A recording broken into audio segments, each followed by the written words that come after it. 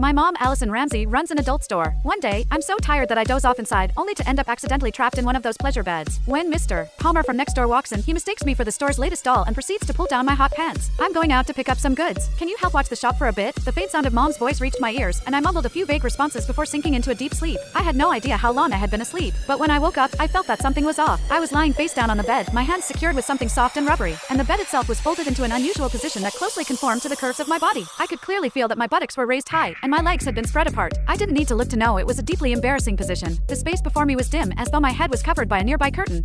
What was going on? A wave of panic set in. I struggled with all my strength against the restraints binding my hands, only to realize I couldn't break free at all. It finally dawned on me that my family ran an adult store, and this must be the new pleasure bed we'd recently ordered. The bed was equipped with mechanisms that could only be unlocked through external settings once triggered. I had been completely exhausted earlier, so I just crashed on a random bed in the storeroom without even noticing it was the latest model of pleasure bed. I would usually sleep on my stomach and move around in my sleep, so I must have accidentally triggered the mechanism while dozing off. And now this single bed had locked my hands in place. The bed split into two below my waist, lifting my lower abdomen and hips and leaving my buttocks raised high. It was as if I was positioned for what was I supposed to do now? I shouted a couple of times, but there was no response. It only then struck me that before I fell asleep, Mom mentioned she was going out to pick up some goods and asked me to watch the shop. Hey, Allison. Just then, I suddenly heard the voice of Mr. Palmer, a customer, coming from the doorway. And it was getting closer. Oh no, Mom did say Mr. Palmer would come by later to settle the bill. Panic surged through me. I struggled desperately, only to find that while the restraint slipped soft, there was no way to break free. Where's everyone? I thought I told them I'd come by to settle the bill today. Mr. Palmer's voice drew closer and closer until it sounded just a few steps away. Frozen in this embarrassing position, I felt my face flush crimson, and in my panic, I froze completely, not daring to move a muscle. Is this a new doll that just arrived? Mr. Palmer's words sent my heart leaping into my throat. The next second, I felt a pair of warm, dry hands land on my thigh. They then slowly slid upward until they were inside my hot pants. The weather was sweltering, and when sleeping at home, I naturally dressed lightly. Thus, my hot pants were barely long enough to cover my buttocks. The texture feels pretty good. It's quite realistic and even warm, Mr. Palmer remarked as he fondled me. The bizarre sensation made me clench my teeth, too afraid to make a sound. If anyone were to discover I was being mistaken for a doll, it would be over for me. But then, to my horror, I felt those hands beginning to tug at the waistband of my hot pants. Hot pants were naturally very short, and for comfort while sleeping, I hadn't even fastened the waistband. In fact, they could practically be slipped off with just a gentle tug. I didn't expect it to feel so real. This new batch of dolls really is something else, Mr. Palmer said excitedly. He seemed to be leaning right over me from behind, and I could distinctly feel the warmth of his breath as he exhaled and spoke. My heart raced with a mix of panic and anger, yet I didn't dare move a muscle. I was terrified of the embarrassment that would follow if I were discovered. What should I do? What on earth could I do? Mr. Palmer had already pulled down my hot pants, leaving only my thin underwear underneath. It even has panties, and with a lace trim, too. Mr. Palmer's voice grew increasingly excited.